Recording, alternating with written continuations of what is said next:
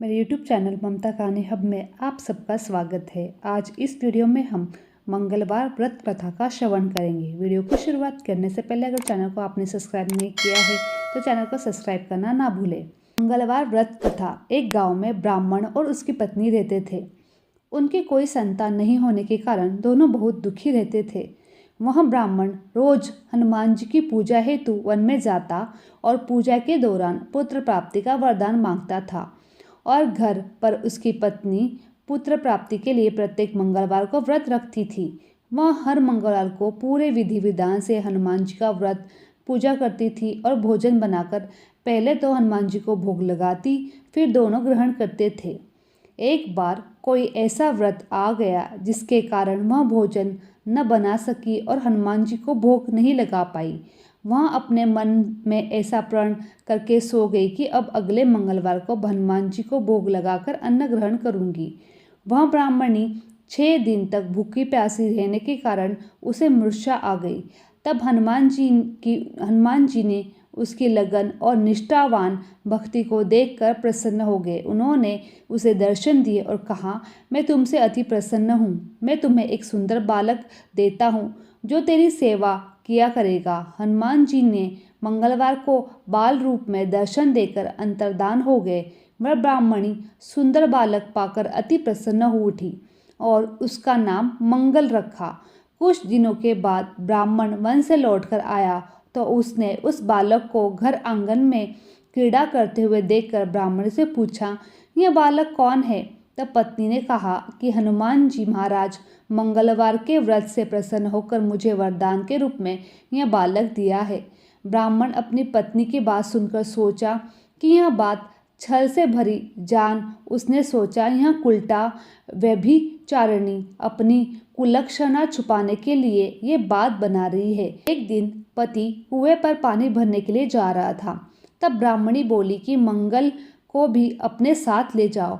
वह ब्राह्मण मंगल को अपने साथ ले गया और उसी कुएं में डालकर स्वयं पानी भरकर आया। तो पत्नी ने पूछा कि मंगल कहाँ है? तब पीछे देखा तो मंगल मुस्कुराता हुआ आ रहा था। उसको देखकर ब्राह्मण आश्चर्यचकित हो गया। जब रात्रि में ब्राह्मण सोया हुआ था तब हनुमान जी उसके स्वप्न में आकर बोले, यह बालक मैंने दिया है। तुम अपनी पत्नी को उल्टा और बुरा भला मत कहो। पति यह जानकर बहुत प्रसन्न हो उठा। वह अपनी पत्नी के साथ प्रत्येक मंगलवार का व्रत करने लगा और अपने जीवन को आनंदपूर्वक व्यतीत करने लगा। एक अन्य कथा के अनुसार एक बार नैमिषारण्य तीर्थ में 80,000 मुनि एकत्र होकर पुराणों के ज्ञाता श्री सूत जी से पूछने लगे, हे महामुने, आपने हमें अनेक पुराणों की कथा सुनाई है। अब कृपा करके हमें ऐसा व्रत और कथा बताइए जिसके करने से संतान की प्राप्ति हो तथा मनुष्य के रोग शोक अग्नि सर्व दुख आदि भय दूर हो, क्योंकि कलयुग में सभी जीवों की आयु बहुत कम है। फिर इस पर उन्हें रोग चिंता के कष्ट लगे रहते हैं। फिर वह श्री हरि के चरणों में अपना ध्यान कैसे लगा सकेंगे? श्री शिव जी बोले, हे महामुने, आपने लोक कल्याण के लिए बहुत ही उत्तम बात पूछी है। एक बार युधिष्ठिर ने भगवान श्री कृष्ण से लोक कल्याण के लिए यही प्रश्न किया था। भगवान श्री कृष्ण और युधिष्ठिर का संवाद तुम्हारे सामने कहता हूँ, ध्यान देकर सुनो। एक समय पांडवों की सभा में श्री कृष्ण जी बैठे हुए थे। तब युधिष्ठिर ने भगवान श्री कृष्ण से प्रश्न किया, हे प्रभु नंदन गोविंद, आपने मेरे लिए अनेकों कथाएं सुनाई है। आज आप कृपा करके ऐसा व्रत कथा सुनाए जिससे करने से मनुष्य को रोग चिंता का भय समाप्त हो जाए, उसको पुत्र प्राप्ति हो। हे प्रभु, बिना पुत्र के जीवन व्यर्थ है। पुत्र के बिना मनुष्य नरकगामी होता है। पुत्र बिना मनुष्य पितृऋण से छुटकारा नहीं पा सकता और न ही उसका पुनः नामन नरक से उद्धार हो सकता है। अंत पुत्रदायक वत बतलाए। श्री कृष्ण भगवान बोले, हे राजन, मैं एक प्राचीन इतिहास सुनाता हूँ, उसे ध्यानपूर्वक सुनो। कुंडलपुर नामक एक नगर था। उसमें नंदा नामक एक ब्राह्मण रहता था। भगवान की कृपा से उसके पास सब कुछ था, फिर भी वह दुखी था। इसका कारण यह था कि ब्राह्मण की स्त्री सुनंदा की कोई संतान न थी। सुनंदा प्रतिव्रता थी, भक्तिपूर्वक श्री हनुमान जी की आराधना करती थी। मंगलवार के दिन व्रत करके अंत में भोजन बनाकर हनुमान जी को भोग लगाने के बाद स्वयं भोजन करती थी। एक बार मंगलवार के दिन ब्राह्मणी गृह कार्य की अधिकता के कारण हनुमान जी को भोग न लगा सकी, तो इस पर उसे बहुत दुख हुआ। उसने कुछ भी नहीं खाया और अपने मन में प्रण लिया कि अब तो अगले मंगलवार को ही हनुमान जी को भोग लगाकर अन्न जल ग्रहण करेगी।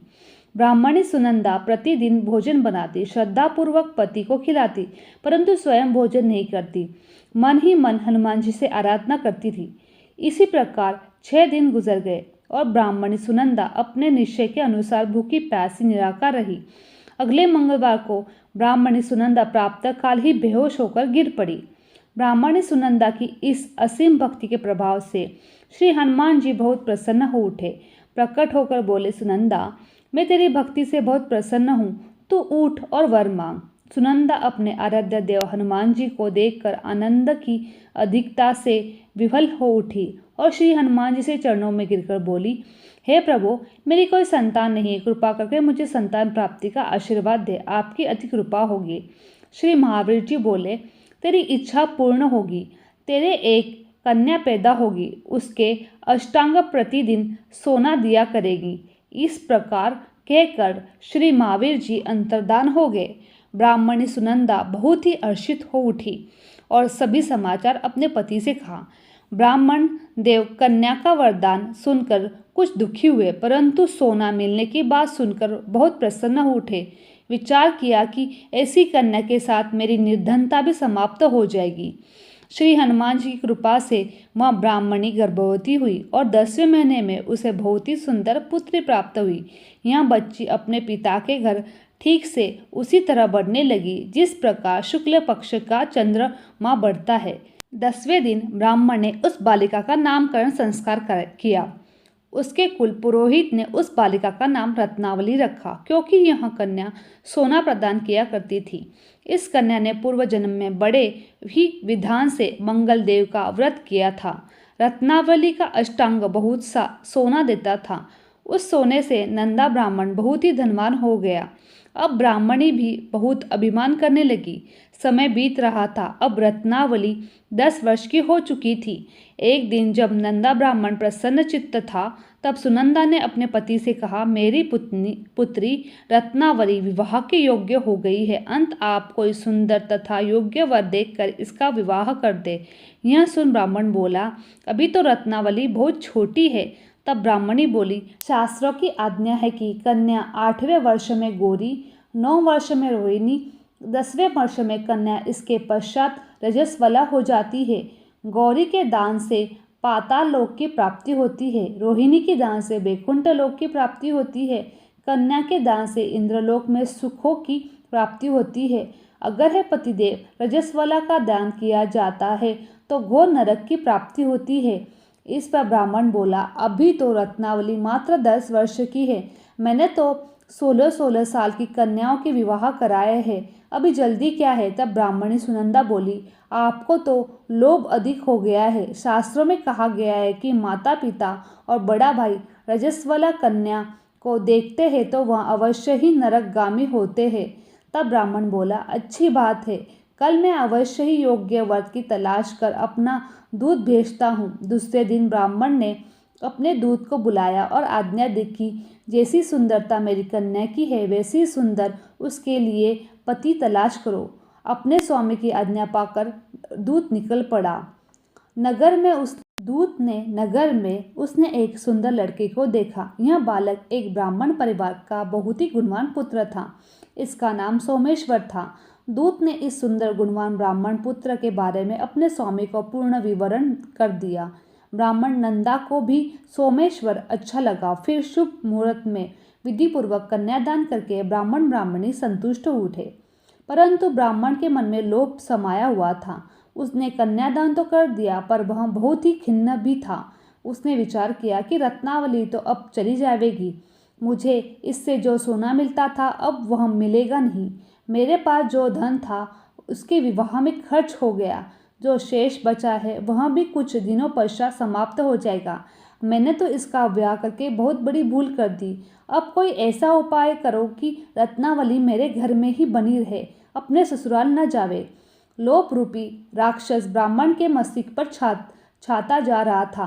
रात भर अपनी शैया पर बेचैनी से करवटें बदलते बदलते उसने एक बहुत ही क्रूर निर्णय लिया। उसने विचार किया कि जब रत्नावली को लेकर उसका पति सोमेश्वर अपने घर के लिए जाएगा तो वह मार्ग में छिपकर सोमेश्वर का वध कर देगा और अपनी लड़की को अपने घर ले आएगा, जिससे नियमित रूप से उसे सोना भी मिलता रहेगा। समाज का कोई मनुष्य उसे दोष भी नहीं देगा। प्रातःकाल हुआ तो नंदा और सुनंदा अपने जमाई तथा लड़की को बहुत सारा धन देकर विदा किया। सोमेश्वर अपने पत्नी रत्नावली को लेकर ससुराल अपने घर की तरफ चल दिया। ब्राह्मण नंदा महालोभ के वशीभूत अपने मति खो चुका था। पाप पुण्य उसे विचार न रहा। अपने भयानक और क्रूर निर्णय से कार्य रूप देने के लिए उसने अपने दूत को मार्ग में भेजा, अपने जमाई का वध करने के लिए भेज दिया, ताकि रत्नावली से प्राप्त होने वाला सोना उसे हमेशा मिलता रहे। उसने अपने दूत को मार्ग में अपने जवाई का वध करने के लिए भेज दिया, ताकि रत्नावली से प्राप्त होने वाला सोना उसे हमेशा मिलता रहे और वो कभी निर्धन न हो। ब्राह्मण के दूत ने अपने स्वामी की आज्ञा का पालन करते हुए उसके जमाई सोमेश्वर का मार्ग में ही वध कर दिया। समाचार प्राप्त कर ब्राह्मण नंदा मार्ग में पहुंचा और रुदन करती अपनी पुत्री रत्नावली से बोला, है पुत्री, मार्ग में लुटेरे ने तेरे पति का वध कर दिया। भगवान की इच्छा के आगे किसी का कोई वश नहीं चलता। अब तू घर चल, वहाँ पर ही रहकर शेष जीवन व्यतीत करना। जो भाग्य में लिखा है वही होगा। अपने पति की अकाल मृत्यु से रत्नावली बहुत दुखी हुई। करुण रुदन करते हुए अपने पिता से बोली, है पिताजी, इस संसार में जिस स्त्री का पति नहीं है उसका जीना व्यर्थ है। मैं अपने पति के साथ ही अपने शरीर को जला दूंगी और सती होकर अपने इस जन्म को माता पिता के नाम और सास ससुर के यश को सार्थक करूंगी। ब्राह्मण नंदा अपनी पुत्री रत्नावली के वचनों को सुनकर बहुत दुखी हुआ। विचार करने लगा, मैंने व्यर्थ ही जमाई को वध कर पाप अपने सिर ले लिया। रत्नावली तो उसके पीछे अपने प्राण तक देने को तैयार है। मेरे तो दोनों तरफ ही मरण हो गया। धन तो अब मिलेगा नहीं। जमाई का वध करके पाप के फलस्वरूप में यम यातना भी भुगतनी पड़ेगी। यह सोचकर वह बहुत खिन्न उठा।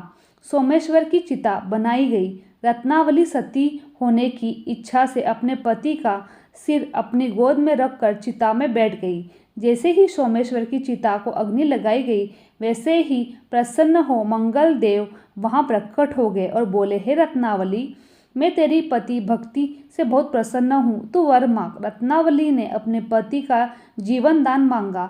तब मंगल देव बोले, रत्नावली, तेरा पति अजर अमर है, यह महाविज्ञान भी होगा और इससे अतिरिक्त तेरी जो इच्छा है वो मांग ले।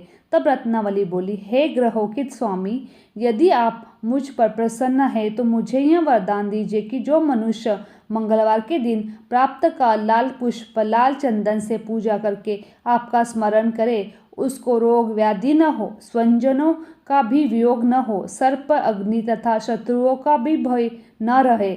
जो स्त्री मंगलवार का व्रत करे वह कभी विधवा न हो। मंगल देव तथास्तु कहकर वहां से अंतर्धान हो गए। सोमेश्वर मंगल देव की कृपा से जीवित हो उठा।